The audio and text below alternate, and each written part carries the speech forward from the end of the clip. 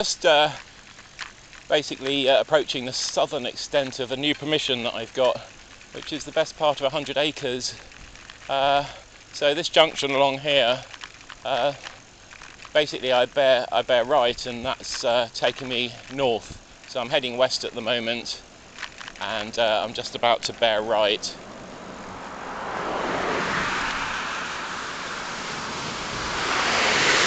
And the permission is behind that hedge, behind those trees over there. We're just turning into the gateway on the old bicycle, of course. I find that I've got the Vanquish in this bag here, and the problem with it is it doesn't pack down as much quite as I'd like, especially when I'm riding a bicycle. So that's because I've got the 12-inch coil on. So I'll have to do something about that, possibly also protect the coil from knocking on the ground, because I don't want to break that. They're expensive. So anyway, I'm at the venue where I have this new permission, arable, about 100 acres. It was divided into about 20 fields originally, but it's one big open field now. Just working out my bearings really, because it's such a vast permission. I don't think I've ever had one of such a great extent as this previously, so really looking forward to this. I've worked out, however, that this bit between the lines of trees was an orchard on the 1960s map, and where I'm standing there was a square-shaped wood, which was presumably pulled out in the 60s when it was expedient to do so. But yeah, you can see the extent of the arable. As I say, it's if it's not far short of 100 acres, it's pretty close. Behind the see that frazzled-looking tree on the horizon. Behind there in the field to the right, there's a footpath, so I'm going to explore that as the first port of call. We'll get on and see what we can find.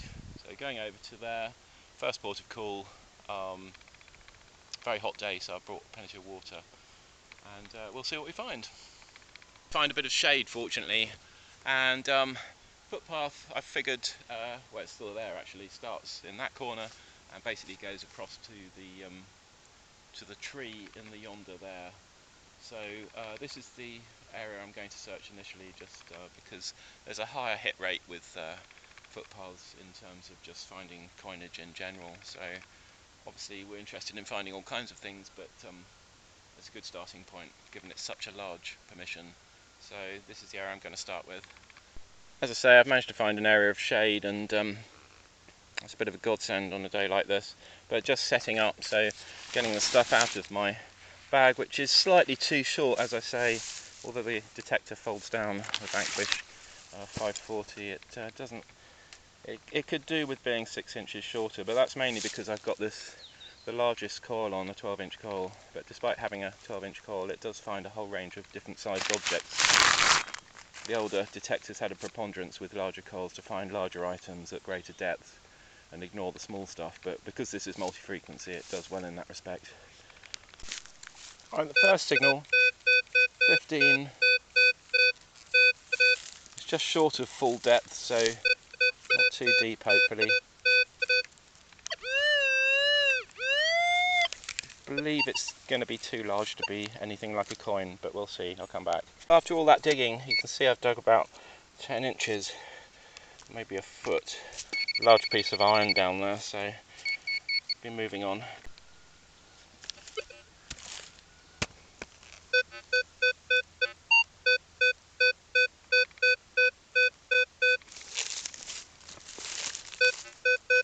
Quite shallow target this. I think the mistake on the first target was basically I should have had the iron switched on, which I have now, and you can't hear any iron tones, so that's good.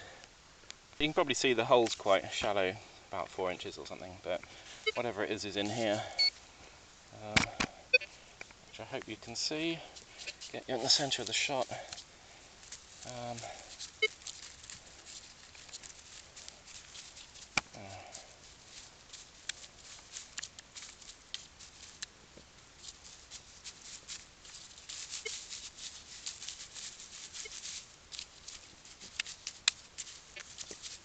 Right, it's disappeared. It's probably small.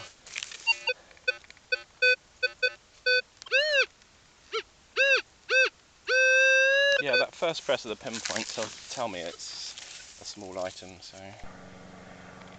well, it's worth the faffing around. That was a tiny little button. I don't know if anything's discernible. It's plain, I think, but.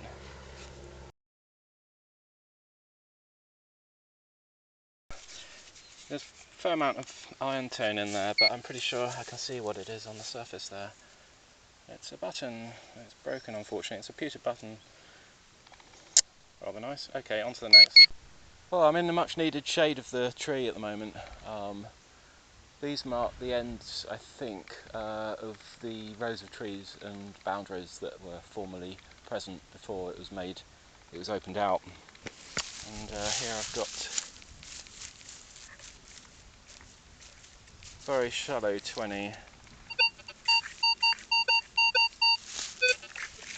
So, find out what that one is. Right, not very exciting at all. Piece of electrical cable, see the colours there, I don't know if you can.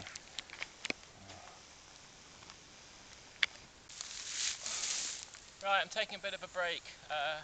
It's very, very hot today, and the other thing that I've had problems with this morning is that the length of the stubble, it's still a little bit too stiff to be able to get in close to the ground, which obviously is going to preclude an awful lot of coverage.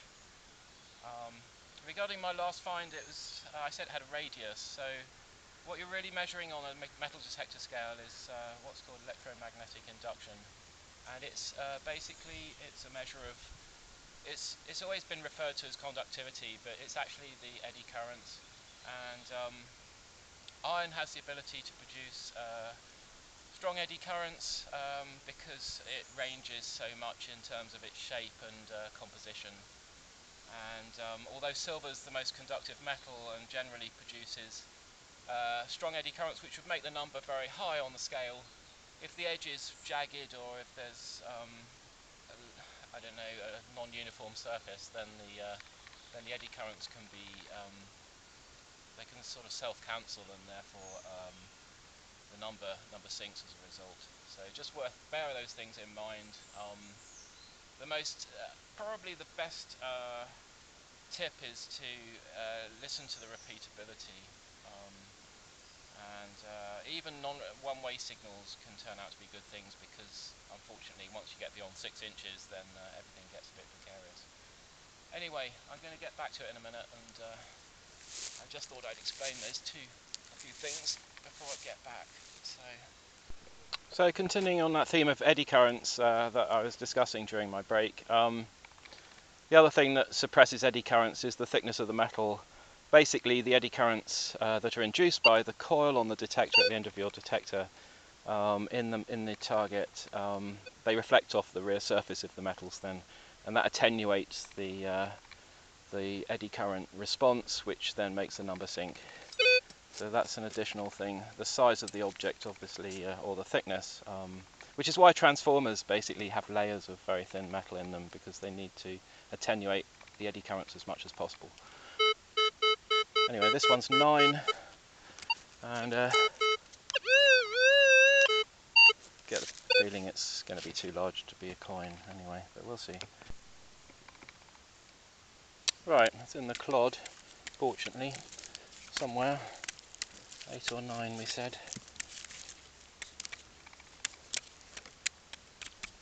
Okay, I'm going to have to go back over that with the detector 1 second.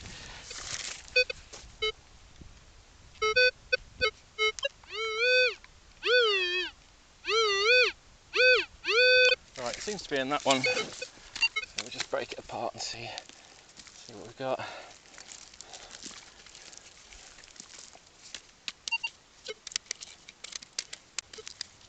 Okay, I'll come back.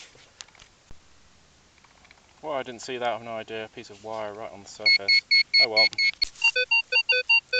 15, 17. Bit of a double dinger.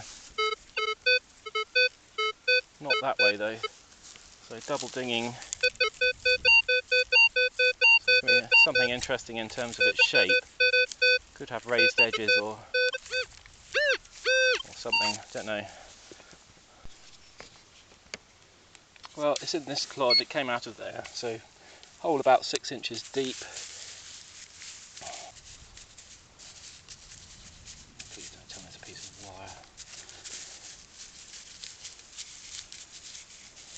Right, I'll have to come back.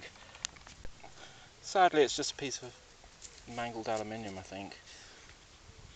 Small though. Right, I've progressed south now on the line of that path onto a telegraph pole. You get maximum interference at 45 degrees out from power lines, incidentally, so I expect to get a bit of that in a minute.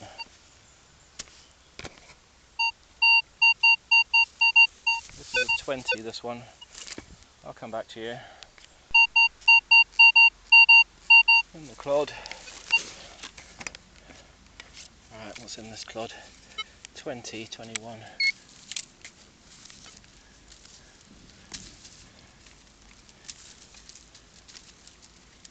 Probably a bullet, I would say, but don't know.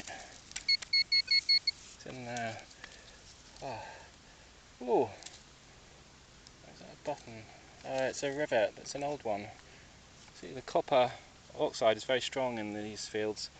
Obviously, the chemicals in the soil are bringing out the copper oxide strongly, but that's some sort of rivet, quite old. Right, that's it for today.